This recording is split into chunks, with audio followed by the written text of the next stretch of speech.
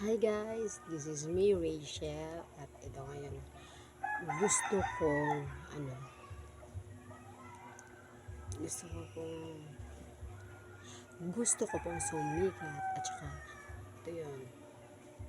ito na yun totoo na yun gusto ko talagang maging isang sikat na influencer.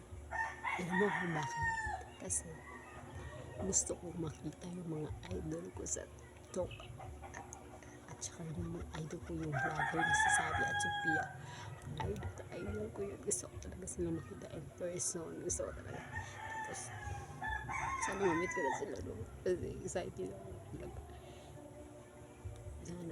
Sana makita ko sila at sana mamit nila ako. Sana mamit ko sila. Kasi idol ko talaga sila. And saka yun guys, sa mga ko dyan, sa mga parinti na kondra, o mga kamag-anak ko dyan, pag-likes and share and comments and ayun. Ayun guys, mura kong buang na resistor ako lang isa. Wala akong kapalukuan sa ako yung muna ni guys. Kaya mura ko, basta, ako lang dari isa guys. Tapos, nabidyo-bidyo ko dari mura kong kato. Ay, mga Bisaya rin mga sabot na ako ang video guys. Ayun, ayun.